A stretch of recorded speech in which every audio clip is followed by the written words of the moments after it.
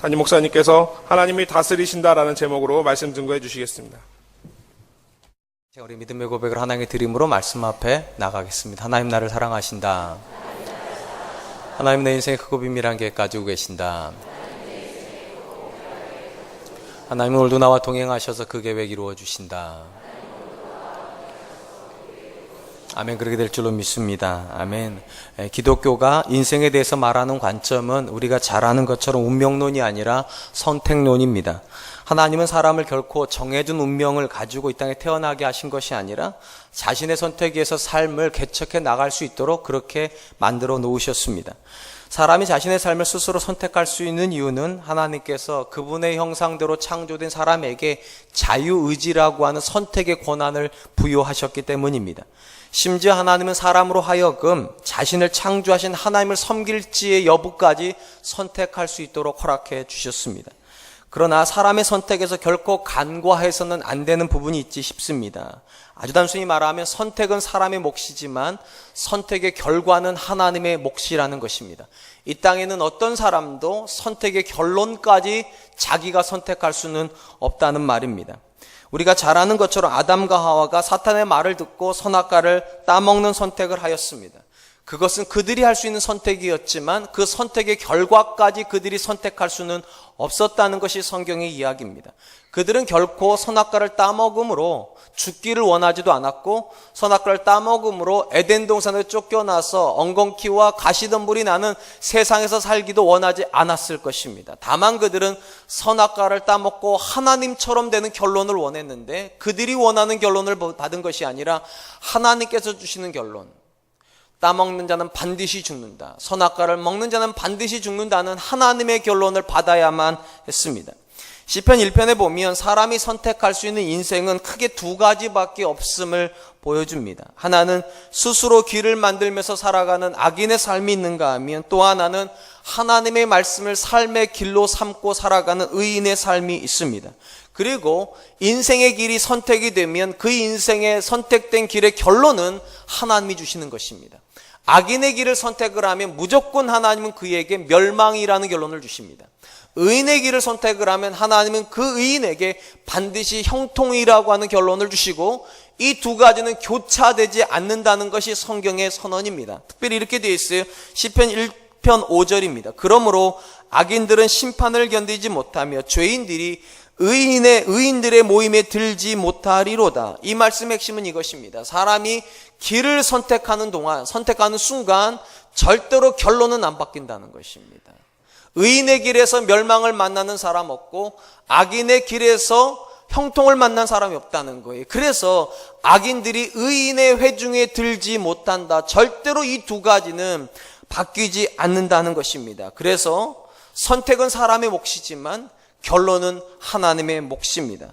근데 문제는 사람이 좀처럼 이 사실을 인정하지 않으려고 한다는 것입니다. 굉장히 많은 사람들이 악인의 길을 선택을 하고 의인의 결론을 자기가 받을 수 있다라고 생각을 합니다. 결론조차도 내가 편집을 할 수 있다. 내가 악인의 길을 가지고 있으면서도 의인의 형통을, 하나님께서 의인에게 주시는 복과 쉼과 안정을 내가 얻을 수 있다. 그렇게 착각을 한다는 것이죠. 성경은 이것을 교만이라고 부릅니다. 그리고 이런 일은 절대로 일어나지 않는 이유를 제가 하박국서 두 번째 시간에 언급했던 갈라디아서가 이렇게 이야기를 합니다. 갈라디아서 6장 7절 스스로 속이지 말라. 하나님은 업신여김을 받지 아니하시나니 사람이 무엇으로 심든지 그대로 거두리라. 여기서 우리가 주목해야 될 말은 하나님은 업신여김을 받지 않으신다. 이 업신여김을 받지 않는다는 말을 쉽게 말을 하면 없는 분 같이 계시지 않는다는 것입니다. 근데 사람은 너무 쉽게 하나님이 아무 역할도 안 하시는 것처럼, 내가 선택도 내가 하고 결론도 내가 결정할 수 있을 것처럼 하나님을 그의 인생에서 다 빼고 사는데 하나님은 절대로 없는 분처럼 존재하지 않으신다고. 결론을 하나님이 주시면서 하나님의 다스리심, 사람이 역사를 결정하는 것이 아니라, 사람이 인생을 결정하는 것이 아니라 하나님이 역사의 주인이시라는 것을 결론을 부여하시면서 심은 그것을, 악인의 길을 심으면 멸망이라는 열매를, 의인의 길을 심으면 형통이라는 열매를 주시면서 하나님께서 역사를 다스리신다는 것을 보여주신다는 것입니다. 분명한 것은 사람은 자기를 속인다는 것입니다. 내가 창조주로 착각하게 만들어요. 이 땅에는 어떤 피조물도 역사를 만들 수 있는 존재는 없습니다. 그런데 이상하게 사람만큼은 자기가 하나님인 줄 생각합니다. 역사를 만들 수 있다고. 내가 얼마든지 내 인생의 결론을 내 마음대로 바꿀 수 있다라고 그렇게 생각을 합니다. 그러나 이거는 착각일 뿐입니다. 역사를 만드실 수 있는 분은 오직 하나님이십니다. 그리고 이 사실을 인정하게 하시기 위하여서 악인에게는 절대로 형통을 주지 않습니다. 의인에게는 절대로 멸망을 주지 않습니다. 그렇게 함으로 하나님 보여주시는 것, 역사의 주인이 사람일 수 없다는 것을. 하나님은 역사를 만들어 가십니다. 역사를 만들어 가시는 가장 구체적인 증거가 무엇인가? 결론을 하나님이 주시는 것입니다. 오늘 본문의 말씀은 하나님의 다스림을 부정하고 스스로 역사를 만들어 가려고 하는 바벨론에게 하나님께서 그들이 원하진 않았지만 하나님이 부여하신 결론인 심판을 선언하는 내용입니다. 우리가 잘 아는 대로 하박국 안에 의문이 있었습니다. 어떻게 악한 바벨론 사람들을 들어서 덜 악한 우리를 심판할 수 있습니까? 하나님께서 말씀하셨죠. 하나님의 계획이 있다. 묵시가 있다고. 5절 이후부터 그 묵시의 내용이 결국은 모든 악의 결론은 심판이라는 것입니다. 아무리 악이 흥황해도 스스로 역사를 만들 수 있을 것 같고 스스로 자기들의 결론을 결정할 수 있을 것 같아도 결국 결론은 하나님이 주신다. 오늘 본문의 말씀은 하나님께서 바벨론을 멸망시킬 수밖에 없는 5가지 이유 중에 3가지 이유를 포함하고 있습니다. 그러니까 이 결론은 하나님이 주시는 거예요. 저들이 결정하는 게 아니죠. 하나님께서 그들에게 심판을 명령하시기 전에 바벨론이 가지고 있는 특징에 대해서 먼저 말씀해 주십니다. 2장 5절입니다. 그는 술을 즐기며 거짓되고 교만하여 가만히 있지 아니하고 수월처럼 자기의 욕심을 넓히며 또 그는 사망 같아서 족한 줄을 모르고 자기에게로 여러 나라를 모으며 여러 백성을 모으나니. 우리가 이 본문을 이해하려면 일단 5절에 나오는 그라고 하는 대상하고 4절에서 우리가 살폈던 그라고 하는 대상이 같은 존재인가 다른 존재인가에 대한 이해부터 해야 될 것 같습니다. 2가지 관점이 존재합니다. 4절과 5절의 그를 똑같은 대상으로 보는 관점과 4절과 5절의 그를 다른 대상으로 보는 관점입니다. 다른 대상으로 보는 관점은 이런 것입니다. 5절부터가 새로운 문맥을 형성을 하고 새로운 주제, 심판의 주제가 나온다는 것입니다. 그렇기 때문에 4절의 그와 5절의 그는 다르다 이렇게 해석을 하죠. 저는 이 다르다라고 하는 해석적으로 오늘 초점을 맞추려고 합니다. 이런 관점을 취하면 4절에 나오는 그는 비록 믿음은 가지고 있지만 하나님의 응답이 더뎌지면서 믿음에 실패하는 그를 나타낸다면 5절의 그는 본질적으로 믿음을 가지고 있지 않기 때문에 하나님을 향해서 교만히 행하다가 자기의 결론을 자기가 결정할 수 있다라는 생각 속에 있다가 하나님의 심판을 받고 있는 패역한 자들이라 보시면 좋을 것 같습니다. 먼저 하나님은 하나님을 인정하지 않은 바벨론의 특징을 여러 가지로 얘기를 하는데 거기서 가장 중요한 단어가 3단어인 것 같습니다. 첫 번째 단어는 교만, 2번째 단어는 욕심, 3번째 단어는 족한 줄을 모른다. 이 불만족이죠. 이 3단어가 아마도 바벨론을 설명하는 가장 중요한 단어가 아닐까 싶습니다. 앞에서 제가 말씀드렸듯이 바벨론이라고 하는 이 대상은 사실은 바벨론만을 특정화시켜서 해석하기는 좀 어렵습니다. 여기서 그라고 표현했으니까 하나님께서 그분은 바벨론 안에 존재하는 모든 불신자들이 특징이라고 보시면 좋을 것 같습니다. 일반적으로 하나님을 인정하지 않는 사람들의 특징이 뭐냐? 그들은 교만합니다. 그들은 욕심부립니다. 그들은 만족할 줄 모릅니다. 그런데 특이한 것은 그게 이렇게 돼요. 교만에 대해서 설명하시면서 교만하여 가만히 있지 아니한다. 여러분 왜 교만하면 가만히 있지 않을까요? 교만하니까요. 말이 참 너무 이상한 것 같지만 잘 들어보세요. 교만이라는 게 뭡니까? 내가 뭔가를 할 수 있다고 생각하는 거예요. 뭔가를 할 수 있다고 생각을 하면 움직입니다. 사람은요. 자기가 아무것도 할 수 없다 생각하면 기다려요. 하나님이 내게 다가오시길 기다리는데 교만하면 내가 뭔가를 할 수 있다고 생각을 하니까 계속 움직여요. 그리고 뭐로 해서 움직이는가? 욕심을 채우려고 움직입니다. 내가 욕심내는 건 다 얻을 수 있다고. 내가 원하는 건 다 얻을 수 있다고. 그래서 교만하여 조금도 가만히 있지 않으려고 하는 사람이 그 다음으로 가는 단계가 욕심입니다. 욕심을 냅니다. 어느 정도로 욕심낸가? 족한 줄을 모를 정도로 욕심내요. 끊임없이 가집니다. 그런데 결론이 뭐냐? 족한 줄을 모릅니다. 계속 얻는데요. 계속 쌓기만 하는데요. 결론은 만족이 없다는 것입니다. 사실 이 본문에 나오는 이 3가지 특징, 교만, 욕심, 불만족은 한 뿌리에서 나온 다른 열매라고 보시면 좋을 것 같습니다. 그 뿌리가 뭐냐? 죄의 뿌리입니다. 여러분, 죄가 들어가 있는데요. 한 사람의 인생에 죄가 들어가 있는데 그 사람이 교만하지 않을 수 있습니까? 모든 죄인은 정도의 차이가 있을 뿐이 다 교만합니다. 그리고 모든 교만한 사람은 다 욕심부립니다. 이 땅 어떤 사람도 교만한데 욕심 안 부리는 사람 없어요. 교만하면 다 욕심부립니다. 그리고 욕심부리는 사람 치고 만족한 사람은 없습니다. 이게 성경의 이야기예요. 다시 한번 잘 생각해 보세요. 죄인인데 교만 안 할 수 있습니까?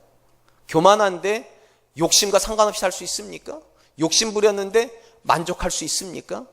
그러니까 이 본문이 하나님께서 하나님 바깥에 있는 사람이 걸어간 인생의 여정을 그대로 보여주시는 거예요. 그는 거짓에 취해서 무슨 거짓? 자기 자신에게 거짓말하는 거예요. 자기가 신이 아닌데도 마치 신적인 존재인 것처럼 교만하단 말이에요. 교만하니까 뭐든지 할 수 있을 거 아니에요. 움직여요. 뭐를 위해서 움직이는가? 욕심을 채우려고요. 욕심을 채우면 자기 이렇게 생각해 만족할 줄 알고 살아가는데 그칠 줄을 몰라요. 만족이 없다. 상대적으로 죄가 아니라 의라고 하는 뿌리에서 올라오는 열매는 세 가지입니다. 의의 열매는 겸손이고 섬김이고 만족입니다. 여러분, 성경에서 하나님께서 그분의 자녀들에게 강조한 정체성이 무엇입니까? 예수님께서 이렇게 말씀하셨죠. 요한복음 15장 5절에 나는 포도나무요 너희는 가지라 그가 내 안에 내가 그 안에 거하면 사람이 열매를 많이 맺나니 나를 떠나서는 너희가 아무것도 할 수 없습니다. 하나님께서 그분의 백성의 정체성이라고 말씀하시는 건 무엇인가? 교만 아닙니다. 우리가 하나님을 유지시켜 드리는 거 아니에요. 내가 없으면 교회가 존재할 수 없는 그게 아니에요. 나를 떠나서는 너희가 아무것도 할 수 없습니다. 절대 겸손입니다. 그리고 이 절대 겸손을 가지고 있었던 사람들은 한결같이 고백하는 것이 있어요. 하나님이 내 인생의 주인이라고. 구약 성경에 다윗이 뭐라고 고백합니까? 여호와는 나의 목자시니. 하나님이 목자면 내가 누군 겁니까? 절대 무익한 양입니다. 아무것도 하지 못해요. 양은요. 목자가 없는 양은 죽은 목숨이에요. 아무것도 못해요. 신약에 가장 예수님을 닮았다고 알려져 있는, 그렇게 평가받는 바울이 뭐라고 고백합니까? 나의 나 된 것은 하나님의 은혜로 된 것이다. 하나님 빼고 어떻게 나를 설명하는가? 절대 겸손입니다. 그리고 이 절대 겸손을 가지고 있는 사람이 그 다음으로 가는 삶의 고백이 무엇인가? 바울이 이렇게 고백하죠. 고린도전서 15장 10절. 그러나 내가 나 된 것은 하나님의 은혜로 된 것이니 내게 주신 그 은혜가 헛되지 아니하여 내가 모든 사도보다 더 많이 수고하였으나 내가 한 것이 아니요 오직 나와 함께 하신 하나님의 은혜로다. 절대적인 은혜의 고백을 가지고 있는 사람은 그 은혜를 받는 순간 이제 움직이기 시작합니다. 뭐가 움직이는가? 은혜가 그를 움직이게 하는 거예요. 욕심이 그를 움직이게 하는 게 아니에요. 은혜가 그를 움직이게 해요. 뭐 하게 합니까? 하나님의 뜻을 이루게 합니다. 더 많이 수고하였으나 하는, 여기서 말하는 더 많은 수고는 절대로 자기 욕심을 위한 수고가 아니죠. 하나님의 뜻을 이루기 위한 수고이고, 그 수고 끝에서 하는 말이 뭐야? 내가 한 것이 아니라 하나님의 은혜로다. 그리고 이 사람이 마지막으로 가지게 된 삶의 결론이 무엇인가? 빌립보서 4장 11절. 내가 궁핍함으로 말하는 것이 아니니라 어떠한 형편이든지 나는 자족하기를 배웠노라. 바울이 뭐라고 말하는가? 나는 어떠한 상황 속에서도 자족하다. 쉽게 말하면 만족한다는 거죠. 여러분, 앞에 제가 말씀드렸지 않습니까? 바벨론으로 통칭되는 악인들의 삶의 출발점은 교만이었습니다. 교만은 끊임없이 욕심을 추구하고 욕심의 끝에는 만족함이 없다고 그랬는데, 놀랍게도 바울은요, 가진 것이 많지 않은 존재인데 모든 것이 부정되어진 존재인데 그의 삶의 끝에서 뭐라고 말하는가? 나는 만족한다고. 나는 만족한다고. 사랑하는 성도 여러분, 하나님께서 창조해 놓으신 세계는 질서정연한 세계입니다. 하나님이 만들어 온 세계가 질서정연하다는 말은 한 번도 순리를 벗어나지 않는다는 것입니다. 무슨 말인가 하면 사과나무는 사과만 맺습니다. 사과나무에서 배가 맺어지는 순간 역사는 존재하면 안 되겠죠. 똑같습니다. 죄의 나무에서 만족이 맺혀지진 않습니다. 죄의 나무에서 맺혀지는 열매는 교만이고 욕심이고 불만족입니다. 열매를 바꾸시고 싶으시다면 뿌리를 바꿔야죠. 죄의 길에서는 절대로 만족을 얻지 못합니다. 아무리 죄인의 길에서 열심히 살아도, 최선을 다해도, 있는 힘껏 살아도 그 끝에는 족한 줄을 모른다고.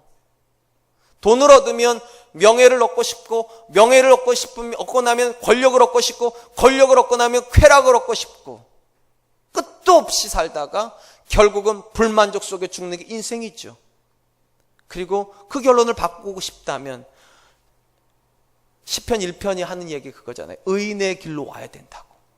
선택이 바뀌지 않으면, 우리가 하나님 앞에 살아가는 삶의 선택이 바뀌지 않는 한 절대로 열매는 바뀌어지지 않는다. 왜냐하면 열매는 하나님이 맺게 하시는 거예요. 사과나무에서는 반드시 사과만 맺게 하시고, 배나무는 반드시 배의 열매만 맺게 하는 것처럼 악인에게는 불만족이라는 열매를, 의인에게는 만족이라는 열매를 주신다면, 우리가 얼마나 사는가보다 더 중요한 것은 지금 우리의 삶의 자리가 어딘가에 있겠죠.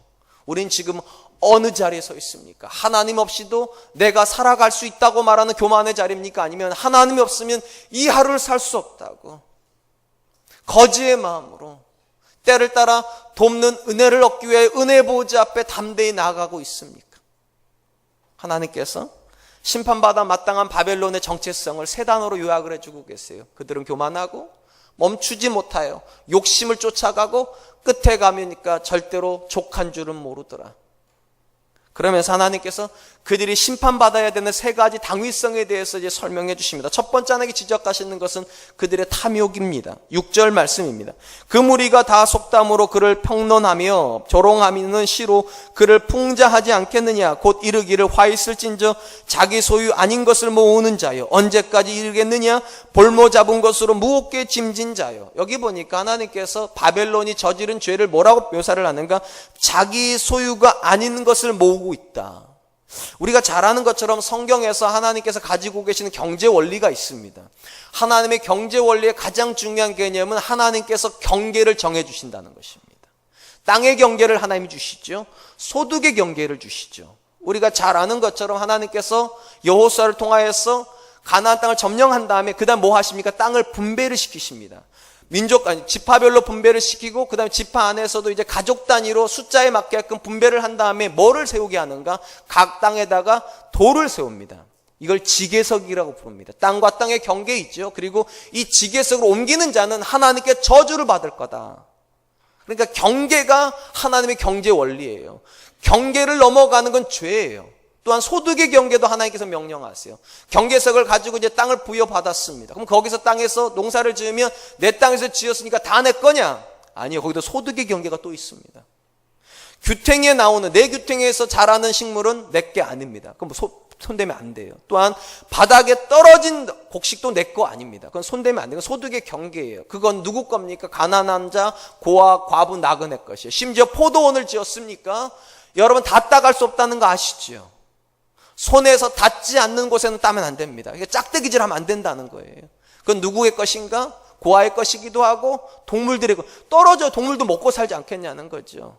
그러니까 쉽게 말을 하면 하나님은 우리 각 사람이 마땅히 가져갈 것과 가져가면 안 되는 것에 대한 경계도 주셨고 내 거라고 해서 다 내 거라고도 말씀하지 않으셨어요. 11조의 경계가 있죠. 그건 하나님 거죠. 날의 경계도 있죠. 안식일은 하나님 거죠.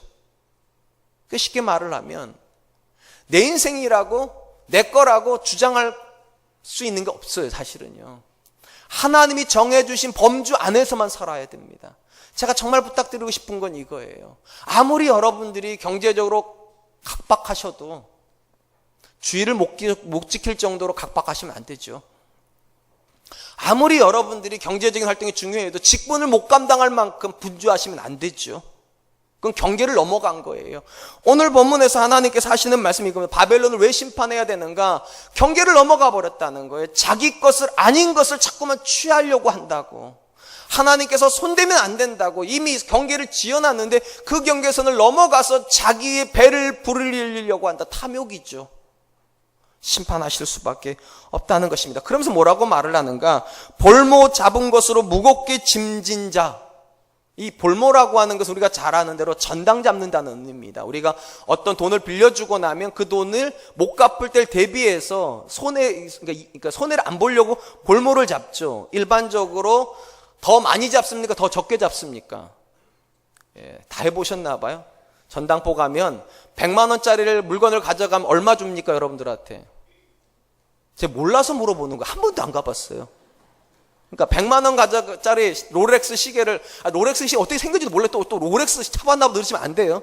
몰라요, 저도요. 그러니까 어쨌든 롤렉스 시계가 좋다니까 롤렉스 시계 100만 원짜리를 전당포 가져가면 얼마 줍니까, 여러분들한테? 한 70% 줍니까? 모르겠어요. 한 70만 원 주죠. 그러면 전당 잡는 사람이 유리한 거 아닙니까, 사실은?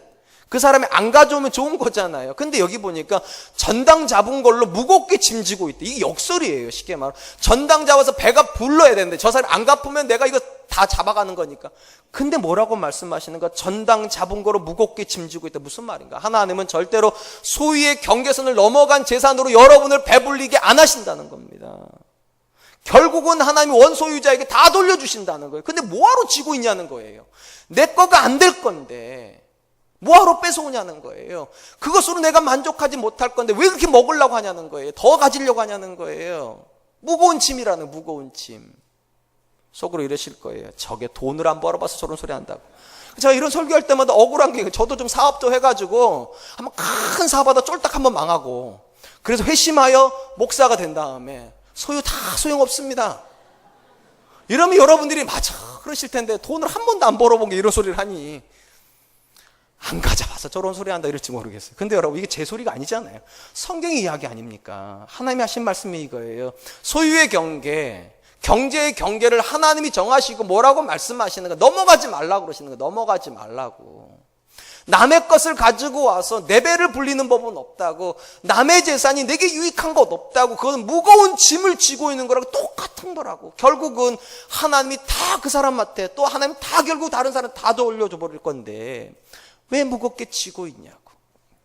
사랑하는 성도 여러분, 분명한 것은 성경 안에서 성도가 취해야 될 재산과 취하면 안 되는 재산에 대한 경계를 하나님이 말씀해 주셨습니다.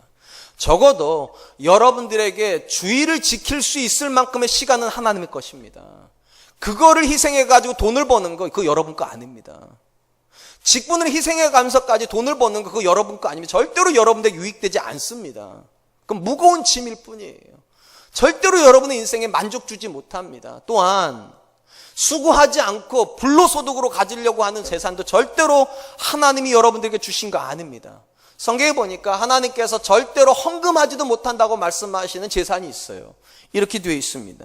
신명기 23장 18절, 창기가 번 돈과 개 같은 자의 소득은 어떤 소원하는 일로든지 내 하나님 여호와의 전에 가져오지 말라. 이 둘은 다 내 하나님 여호와께 가증한 것이라. 창기가 버는 돈이라는 건 당연히 다르게 몸 팔고 번 돈입니다. 돈이 정말로 중요했다면 하나님께서 어떤 돈이든 가져오라고 그러시겠지만 하나님 뭐라고 말씀하시는 거? 헌금할 수 없다는 거예요. 창기가 번 돈은 헌금할 수 없다. 그 다음 말이 더 무서운 말이에요. 개 같은 자의 재산도 마찬가지라고. 이 개 같은 자라는 건 우리가 잘 아는 표현입니다. 여러분, 뭐처럼 벌어서 뭐처럼 쓴다고 그러죠? 개같이 벌어서 정승처럼 쓴다고 그러죠? 그때 말은 개 같은 겁니다. 물불 안 가리고 돈 버는 거죠. 하나님한테 헌금하겠다고. 하나님 뭐라고 말씀하시는가? 개 같은 자의 소득은 어떤 소원을 위해서도 쓰지 말라고. 사랑하는 성도 여러분, 하나님께서 기뻐하시는 것이 무엇인가? 그분의 방법입니다. 여러분들이 얼마나 많은 돈으로 헌금을 하는가, 얼마나 성공하는가가 하나님의 관심일 거라 생각하지 마세요. 하나님의 관심은 여러분이 어떻게 사는가예요. 그분의 경계선을 지키고 사는가, 하나님께서 말씀하시는 범위 안에 들어가 있는가, 하나님이 주시는 것만 받으려고 하는가. 근데 오늘 본문의 바벨론은 경계를 넘어가는 자들이죠. 부당한 이득을 취하려고 하는 자들이죠. 그들의 것을 빼앗아다가 무겁게 짐지고 있는 자이죠. 저는 우리 사랑과 하나님께 성도님들이 하나님께 헌금할 수 있는 재정을 벌었으면 좋겠어요. 하나님께 내가 이걸 드렸을 때 하나님이 기뻐하시고 그것 때문에 영광 받으실 수 있는, 누군가가 여러분을 보면서 그렇지, 저렇게 번 돈으로 헌금하는 게 맞지, 저런 돈으로 구제하는 게 맞지, 저런 돈으로 하나님께 헌금해야 하는 영광이 되지, 그런 물질만 가지십시오. 정당한 물질에만 관심을 가지십시오. 그 이상을 넘어가는 건 다 죄예요. 그리고 그건 심판을 불러와요. 두 번째로, 하나님께서 이 바벨론을 심판하시겠다고 말씀하시는 항목은 그들의 잘못된 목적 때문입니다. 9절로 10절입니다. 재앙을 피하기 위하여 높은 데 깃들이려 하며 자기 집을 위하여 부당한 이익을 취하는 자에게 화 있을진저 내가 많은 민족을 멸한 것이 내 집에 욕을 부르며 내 영혼에게 죄를 범하게 하는 것이 되었도다. 여기 보니까 하나님께서 이 바벨론이 주변 나라들에게 부당한 이득을 취했다. 아까도 말씀드린 대로 취하면 안 되는 그들의 것까지 뺏어왔다는 거예요. 왜 그랬냐는 거예요. 거기 앞에 이렇게 되어 있어요. 재앙을 피하기 위하여 높은 곳에 깃들이려 하며, 쉽게 말하면 더 많이 뺏어와가지고 더 높은 성을 세우려고 하는, 더 높은 성. 왜 이렇게 더 높은 성을 세우려고 하는가? 재앙을 피하려고. 무슨 말인가 하면 결국 이 땅에는요, 바벨론만 존재하는 게 아니고 또 바벨론을 무너뜨리려고 새로운 바벨론이 된 뉴 바벨론이 나오려고 그런단 말이에요. 언제나 1인자가 경계하는 게 누구입니까? 2인자죠. 2인자가 1인자를 제끼려고 할 거니까. 그래서 1인자는 절대로 2인자를 안 믿죠. 제가 1인자가 안 돼봐 잘 모르는데 영화 보면 그러잖아요. 조직의 보스가 가장 경계하는 대상이 누구? 2인자잖아요.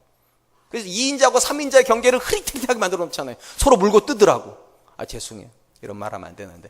어쨌든 간에 바벨론이 그게 두렵다는 거예요. 결국은 새로운 바벨론이 일어나서 자기들을 해할 날이 올 건데, 그런 날을 준비하기 위해서 할 수만 있으면 부당한 이익을 더 많이 취해서 더 높은 성벽을 쌓으려고 한다고, 스스로 안전을 보장받으려고 한다는 것입니다. 사람 안에는 안전에 대한 욕구가 있다는 거 다 아시죠? 왜 자녀들을 낳으려고 합니까? 그것도 일종의 안전에 대한 욕구지요. 내가 노년이 되었을 때 내 젊은 자녀가 나를 봉양하게 하는 안전의 욕구일 것입니다. 왜 적금을 드십니까? 왜 연금 드세요? 안전에 대한 욕구죠. 사람 안에는 안전에 대한 욕구가 있습니다. 왜 안전에 대한 욕구가 있습니까?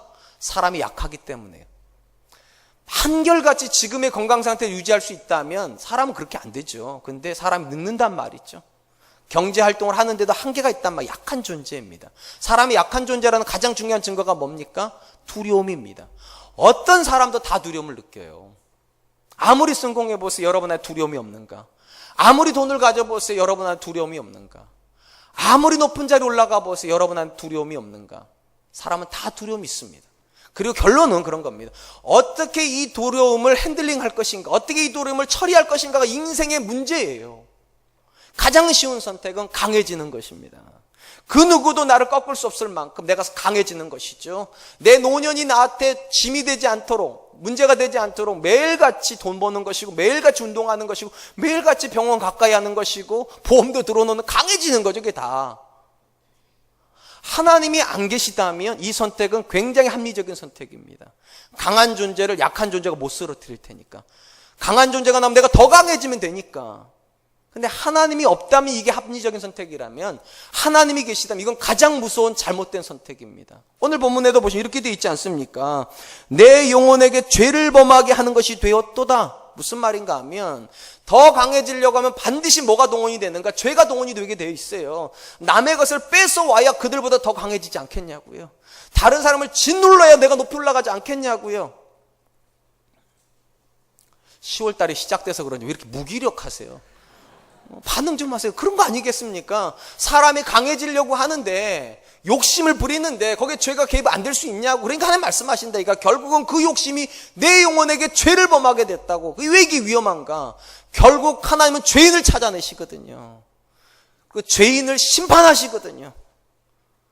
안전을 보장받으려다가 안전의 위협을 받는 거죠. 그러니까 하나님께서 미련하다고 말씀하시는 거예요. 분명한 건 우리 모두는 다 약합니다. 하나님께서 사람을 약하게 만들어 놓으셨기 때문에 신앙 안에 있는 사람들 안에 두려움이 일어나는 건 누구나 당연한 것입니다. 오직감 하나님께서 하나님의 사람들에게 찾아올 때 가장 많이 쓰신 표현이 뭔지 아십니까? 두려워하지 말라예요. 두려워하지 말라. 그러니까 믿음이 있어도 약하니까 두려워요. 그리고 성경에 나오는 모든 믿음의 사람들은 그 두려움을 극복한 사람들입니다. 그럼 그들은 어떻게 두려움을 극복했는가? 강해져서 극복했다면 우리도 그 길로 가야 됩니다. 근데 성경에 있는 모든 믿음의 사람들은 역설의 사람들이에요. 약해져서 두려움을 극복했습니다. 강함으로 극복한 사람이 없어요.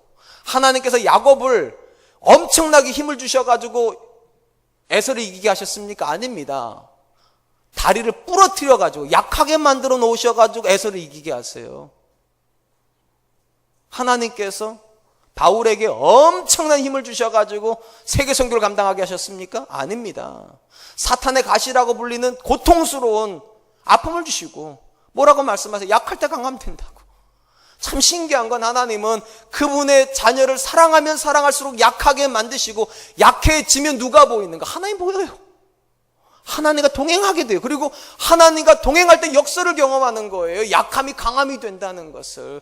약함으로 강함을 이기게 하신다는 것을.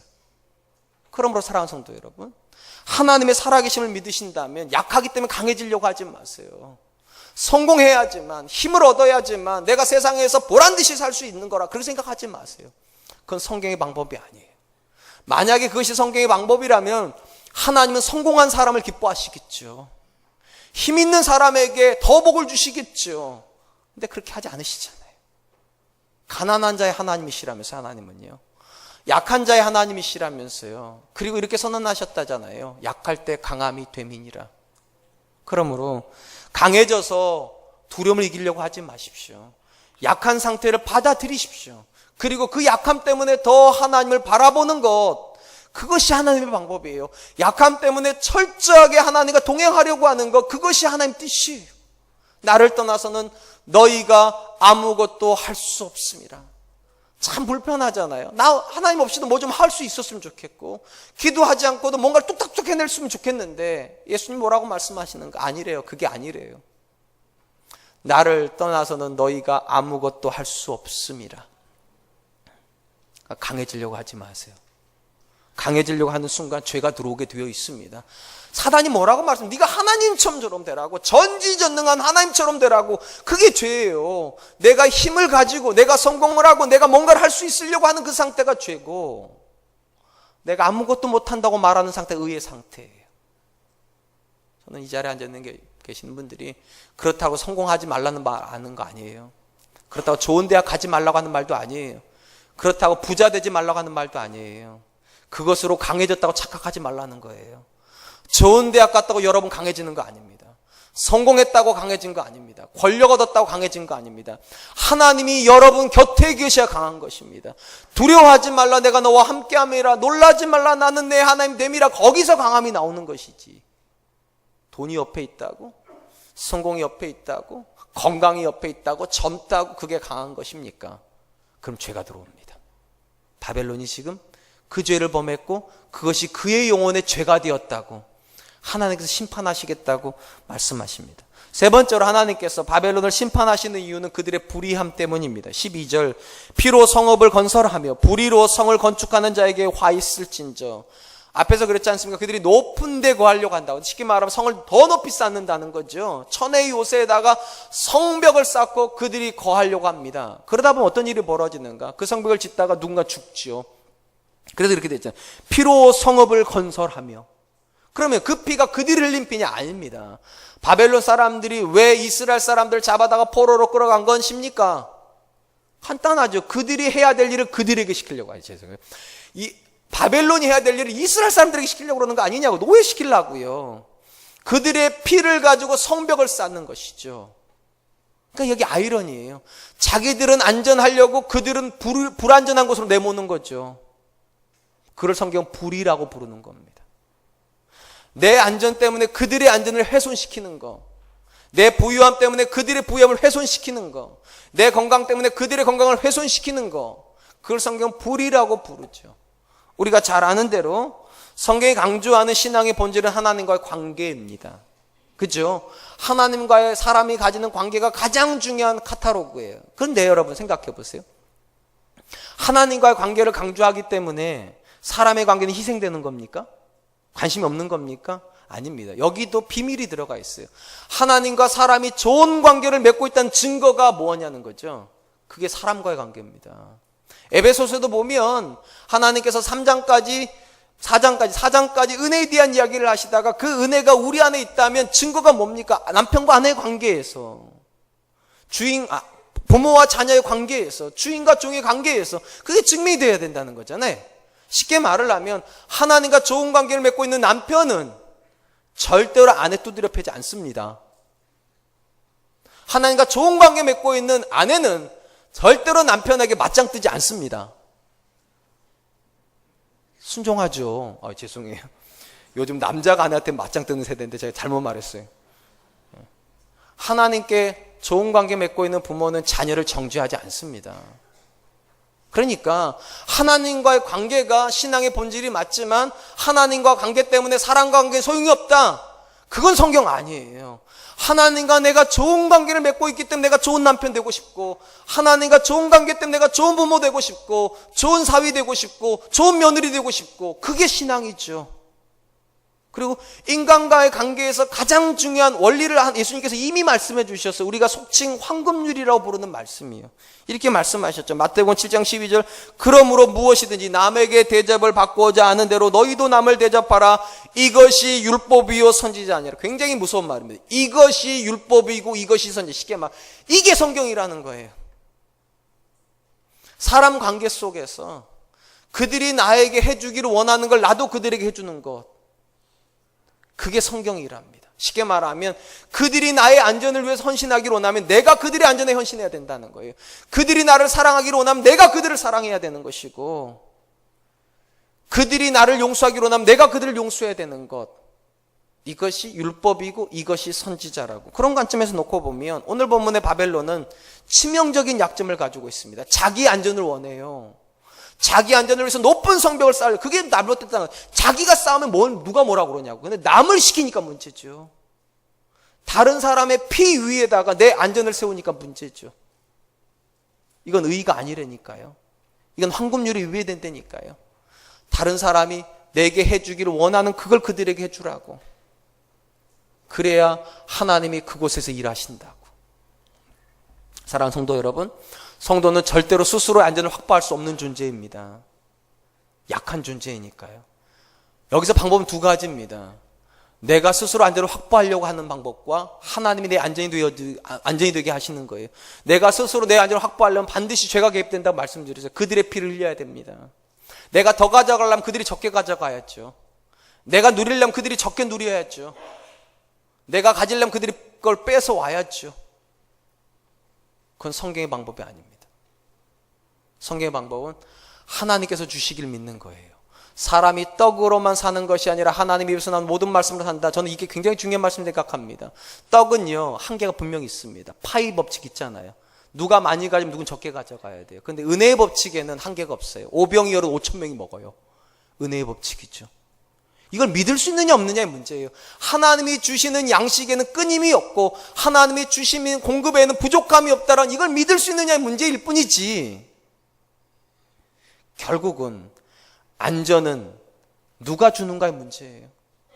성경에서는 저와 여러분들이 이렇게 말을 하죠. 하나님이 여러분의 안전을 공급하신다고. 그리고 그 고백을 가지고 있는 사람이 마땅히 해야 되는 삶의 고백을 호세아서가 이렇게 얘기합니다. 호세아서 10장 12절, 너희가 자기를 위하여 공의를 심고, 굉장히 중요한 말입니다. 자기를 위하여 공의를 심고 인애를 거두라. 너희 묵은 땅을 기경하라. 지금이 곧 여호와를 찾을 때니 마침내 여호와께서 오사 공의를 빛처럼 너희에게 내리시리라. 여기서 제가 굉장히 주목하는 건 자기를 위하여서 공의를 심으래요. 일반적으로 여러분, 정의로운 것은 그들을 위해서 정의로운 거잖아요. 이 공의라는 말 쉽게 말하면 정의거든요.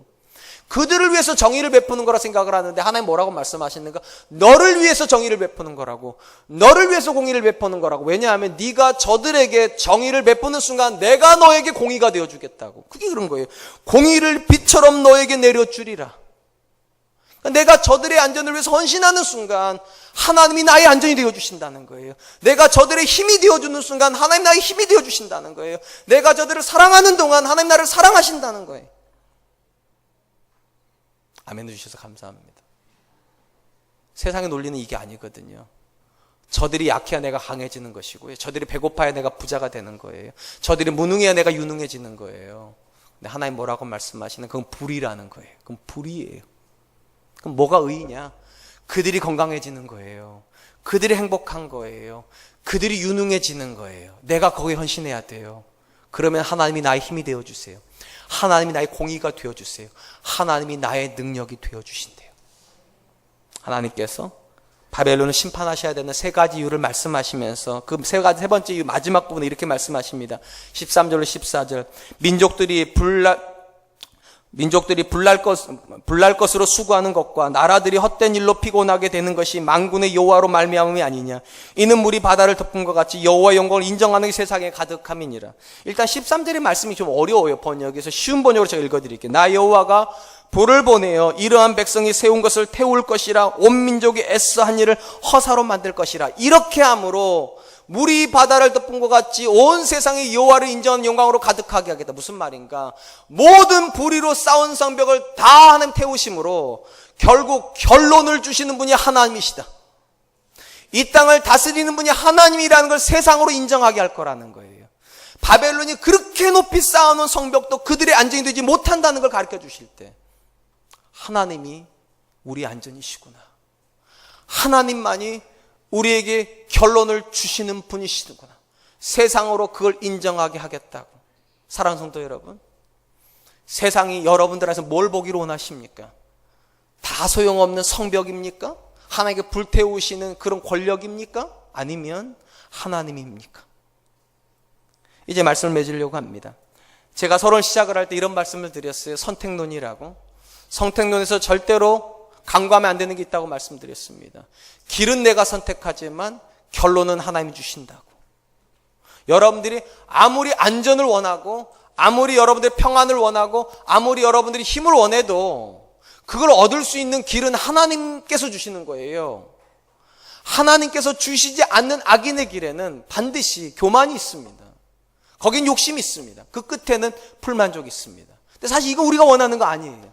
우리가 원하는 것은 맨 끝에 만족이기를 원하신다면 길이 바뀌어져야 돼요. 의인의 길이요. 하나님의 말씀을 생명처럼 알고 하나님의 말씀을 따라 대접받고자 하는 대로 대접을 하며 하나님께서 내 인생에 힘이 되어주기로 하면 내가 그들에게 먼저 힘이 되어줘야 되고 하나님 나를 사랑하기를 원하시면 내가 먼저 그들을 사랑하겠다는 이 마음이 없는 한 절대로 우리는 우리가 원하는 결론 못 얻습니다. 결국 하나님 주신 결론 앞에서요 많은 사람이 부끄러워하게 될 겁니다. 결국 그 끝에서 헛되다고 말할 것이거든요. 돈을 벌어도 헛되다고, 자녀를 성공시켜놔도 헛되다고, 장수해도 헛되다고, 그런 인생을 사시겠습니까? 아니 그 끝에 여호와가 나의 목자시니 내게 부족함이 없으리로다. 내 잔이 넘치나이다. 저와 여러분들이 후자의 길을 가기를 축원드립니다.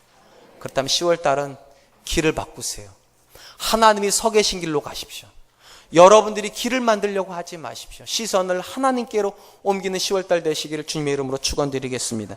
이제 이렇게 찬양하려고 하는 게 바로 시선이라고 하는 찬양입니다. 이 찬양 가사가 참 멋있어요. 내게로부터 눈을 들어 주를 보기 시작할 때 주의 일을 보겠네. 참 멋있어요. 하나님이 일이 있다는 거죠. 하나님이 지금도 일하고 계시다는 거죠. 근데 우리가 자꾸만 길을 잘못 써가지고 엉뚱한 곳에 시선을 두고 있다 보니까 하나님이 안 보여요. 하나님이 일하시지 않는 것 같아요. 하나님, 내가 의인의 길로 서서 하나님이 일하심을 보기를 원합니다. 함께 찬양 드리도록 하겠습니다. 내게로부터 눈을 들어 주를 보기 시작할 때 주의 일을 보겠네. 내 작은 마음 내 작은 마음 돌이키사 하늘에 꿈꾸게 하네. 주님을 볼 때 모든 시선을 주님께 드리고 살아계신 하나님을 느낄 때 내 삶은 주의 역사가 되고 하나님이 일하기 시작하네. 성령이 나를 변화시켜 모든 두려움 사라질 때 주의 일을 보겠네. 황폐한 땅 한가운데서 황폐한 땅 한가운데서 주님만 알게 되리. 주님을 볼 때 모든 시선을 주님께 드리고 전능하신 하나님을 느낄 때 세상은 주의 나라가 되고 하나님이 일하기 시작한 모든 시선을 주님께 드리고 살아계신 살아계신 하나님을 느낄 때 내 삶은 주의 역사가 되고 하나님이 일하기 시작한 모든 시선을 주님께 드리고 모든 시선을 주님께 드리고 전능하신 하나님을 느낄 때 세상은 주의 나라가 되고 하나님이 일하기 시작하네. 사랑하는 성도 여러분, 하나님의 일하심을 보고 싶으십니까? 하나님이 주시는 평안을 소유하고 하나님께서 우리 인생에 주시는 형통을 경험하기를 원하십니까? 그러면 선택을 바꾸십시오. 여러분이 원하는 삶을 선택하고 하나님 주시는 결론을 얻을 수는 없습니다. 악인의 길의 끝에서 의인의 형통을 얻은 사람이 성경이 없다면 하나님 앞에서 하나님이 기뻐하시는 삶을 선택하겠다고 내 시선을 세상에서가 거두어서 하나님께 드리고 하나님이 기뻐하시는 삶의 고백을 가지고 하나님께서 주시는 열매를 먹으며 하나님의 뜻을 이루면서 이 땅 가운데 하나님이 나의 안전이시고 하나님 나의 힘이 되시며 하나님 나의 평안임을 경험하게 하여 주시옵소서. 우리 같이 한번 기도하도록 하겠습니다. 기도하겠습니다. 사랑이 많으신 하나님 감사합니다. 오늘도 귀한 시간 주시고